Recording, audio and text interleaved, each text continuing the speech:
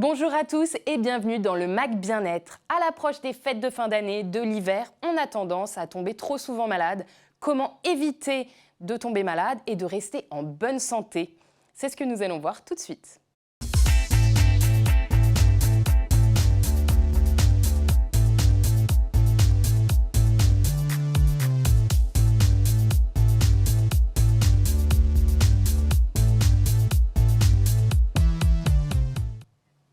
Je suis accompagnée aujourd'hui de notre journaliste Cassandre Chollet. Bonjour Cassandre. Bonjour Léa. Et de Nathalie Alexandre, naturopathe, qui va nous donner des conseils et astuces pour booster son immunité. Bonjour Nathalie. Bonjour Léa. Bon, alors tout d'abord, je voulais faire un point avec vous, Cassandre. Pourquoi, à l'approche de l'hiver, on a tendance à tomber de plus en plus malade? Alors oui, on tombe plus souvent malade en hiver plutôt qu'en été. Alors il y a plusieurs raisons. Déjà, les microbes se propagent plus rapidement et ne sont pas soumis aux rayons du soleil, donc qui pourraient, entre guillemets, les tuer. Donc ils ont une durée de vie qui dure plus longtemps. Il y a également nos muqueuses nasales qui sont plus asséchées. Donc du coup, ils ont plus tendance à pouvoir s'imprégner à l'intérieur de notre nez et donc on tombe plus souvent malade aussi pour cette raison-là. Il y a le froid, il ralentit également notre système immunitaire. Alors la raison principale, c'est parce que notre corps lutte contre le froid. Donc on va avoir plus du mal. Plus de fragilité, c'est exactement, ça? plus de fragilité à pouvoir combattre ces microbes. Donc, ils vont s'installer plus facilement. D'accord. Vous êtes d'accord avec ça, Nathalie? Oui, tout à fait. D'accord. Est-ce que vous pouvez nous parler de la naturopathie? Qu'est-ce que la naturopathie? Alors, la naturopathie, c'est une philosophie de vie qui permet de rester sur le chemin de la santé ou bien de retrouver le chemin de la santé grâce à des techniques naturelles et grâce aussi à la force vitale qui est en chacun de nous. D'accord. Comment éviter au maximum de tomber malade, du coup, Cassandre? Alors déjà, on respecte les gestes barrières, comme c'est déjà le cas en pleine pandémie qu'on est en train de vivre depuis déjà plus d'1 an.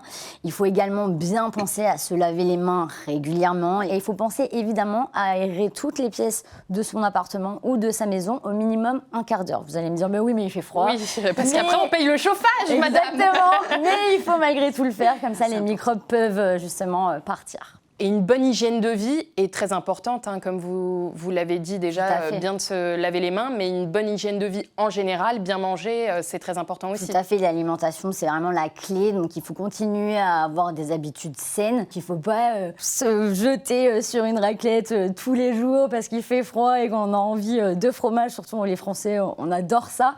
Donc oui, il faut continuer à manger des légumes, des légumineuses, donc vraiment avoir une hygiène de vie global et continuer le sport, tout à fait. Nathalie, avez-vous des conseils à nous donner pour booster notre immunité? Oui, tout à fait. Donc, pour avoir un système immunitaire qui fonctionne bien, il faut revenir à la base et bien comprendre qu'en fait, nos cellules immunitaires sont à près de 80%. On a environ 80% de nos cellules immunitaires qui se trouvent au niveau de l'intestin. Et donc, il va falloir chouchouter notre microbiote. Et donc, c'est possible grâce à notre hygiène alimentaire et par l'alimentation.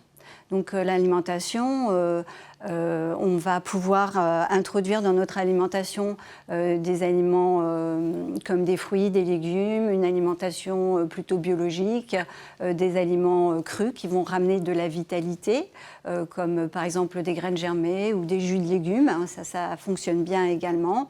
Il va falloir être vigilant à ces acides gras, qu'on peut apporter grâce aux huiles, comme l'huile de colza, l'huile de cameline qui va être riche en oméga 3, et puis également être très vigilant à avoir des protéines, de ne pas être en manque de protéines et surtout des protéines de qualité, puisque le système immunitaire, les protéines jouent un rôle important dans le système immunitaire et notamment dans la destruction des agents pathogènes. Y a-t-il des aliments qu'on doit éviter de manger? Oui, il y a des aliments qu'on doit éviter de manger, comme par exemple les plats industrialisés, le sucre raffiné, les graisses saturées, et puis on peut évidemment, il faudra limiter les consommations de produits comme l'alcool ou le café, qui sont des aliments vraiment délétères à l'organisme. Et du coup, y a-t-il des plantes ou des huiles essentielles qui peuvent nous aider justement à booster cette immunité, à prendre par exemple régulièrement et qui nous aident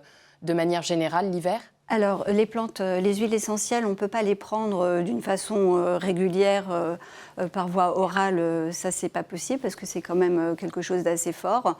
Par contre, on peut, par diffusion, d'une façon ponctuelle, mettre des huiles essentielles comme du Ravinsara ou du titri ou de l'eucalyptus qu'on peut mettre en diffusion. Ça peut fonctionner. Donc ça, on met ça en diffusion, par exemple, chez nous, c'est ça? Oui, par exemple, chez vous. On achète un diffuseur et on met ces huiles essentielles et ça se diffuse dans notre appartement ou dans notre maison, c'est ça? Voilà, on peut faire ça, oui, au moment de c'est quoi les l'hiver. bénéfices, du coup, de ces plantes? Ça va aider sur l'immunité et puis ça va, voilà, on peut faire ça. On peut utiliser par exemple du Ravinsara, si on a envie, on pourrait mettre dans un masque. Donc on va mettre juste une goutte, c'est vraiment quelques gouttes. Donc là pour le masque c'est juste une goutte. On va bien secouer le masque pour oxygéner les choses, enfin que ça. Et puis, quand on va au moment de prendre les transports en commun, par exemple le métro, ou là, c'est les fêtes, on va pouvoir prendre le train ou l'avion. Oui, à ce moment-là, dans ces endroits un petit peu plus difficiles, on peut ponctuellement mettre donc la goutte de Ravinsara sur le masque. D'accord, sur le masque chirurgical directement, c'est ça? Voilà, c'est ça. D'accord. Mais sinon, si on veut faire une cure une cure pour renforcer le système immunitaire, moi j'orienterais plutôt vers de la gémothérapie. À quoi consiste du coup la gémothérapie? La gémothérapie, on va être sur du vibratoire et on va utiliser le bourgeon de la plante en fait. D'accord. D'accord, ok. Et quand on fait une cure, par exemple, de gémothérapie, comment on fait? On en prend combien par jour? Ça dure combien de temps la cure en général? Il y a une durée. C'est vraiment au cas par cas, mais on peut faire des cures de 21 jours, par exemple. Okay. Mais c'est une dizaine ou une quinzaine de gouttes, mais tout est individualisé et tout est au cas par cas. Il n'y a pas... voilà, c'est pas de l'automédication. Les gens, il faut qu'ils aillent voir un naturopathe ou d'aller voir quelqu'un qui peut les conseiller là, avant on parle de prendre vraiment quelque chose. Prévention, évidemment. Pour booster son système immunitaire. Exactement. Du coup, Cassandre, les rayons du soleil en hiver sont moins forts. Est-ce que ça peut engendrer des carences en vitamine D? Et bien sûr, ça peut engendrer des carences en vitamine D parce que la vitamine D, on l'appelle aussi la vitamine soleil. Alors, la raison principale, c'est parce que 80% de la vitamine D est synthétisée par les rayons du soleil. Donc, quand on va par exemple dehors, généralement, quand on reste 15 minutes au soleil, on a assez de vitamine D en nous. Alors après, on peut faire des cures de vitamine D où on peut retrouver la vitamine D directement dans certains aliments, alors notamment dans les poissons gras du type hareng, maquereau ou encore le saumon. Et évidemment pour nos amis véganes, il y a également les champignons où on peut retrouver de la vitamine D à l'intérieur et avoir les nutriments qu'il nous faut et qui nous conviennent.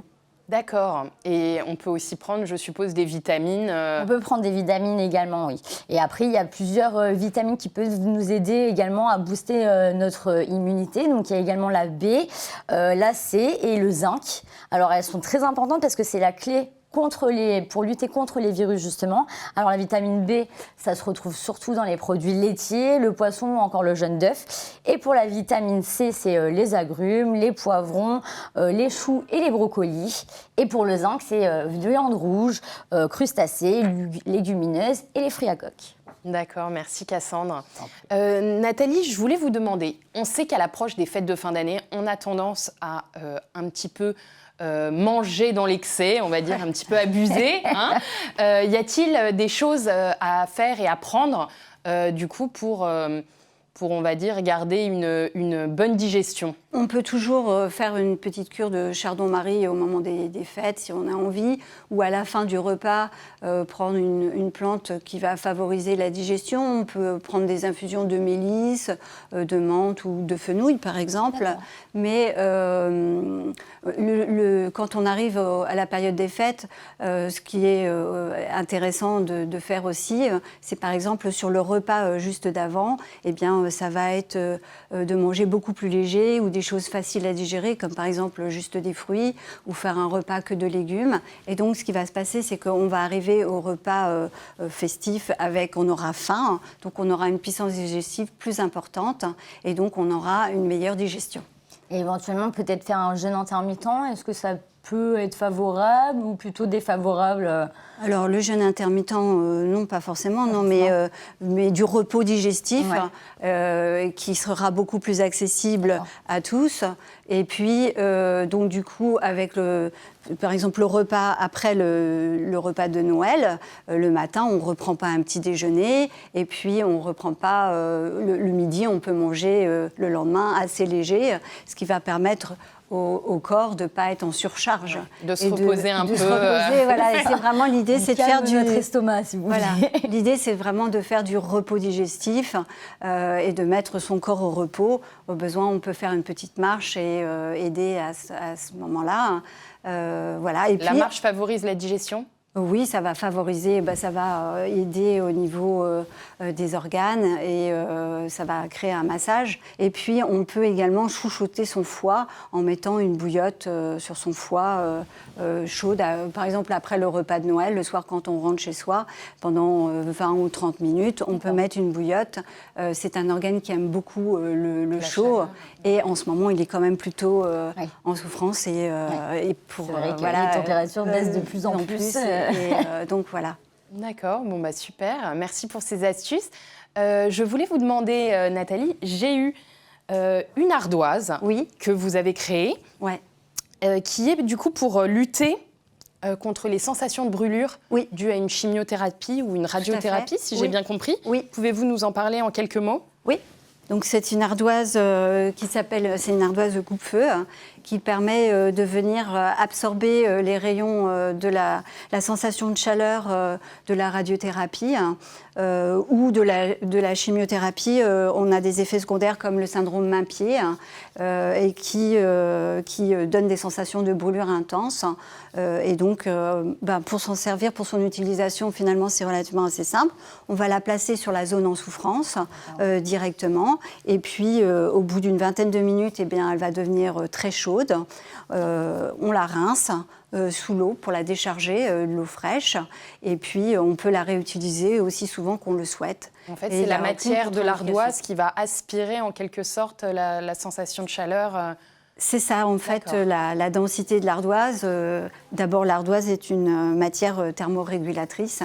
Et donc, c'est ce qui fait qu'elle va venir absorber cette sensation de chaleur.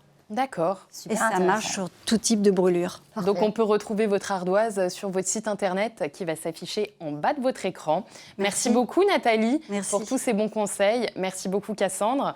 Merci. On espère que ces astuces vont vous aider à garder une bonne digestion, à garder une super immunité pour profiter à fond des fêtes de fin d'année. Prenez soin de vous, à bientôt.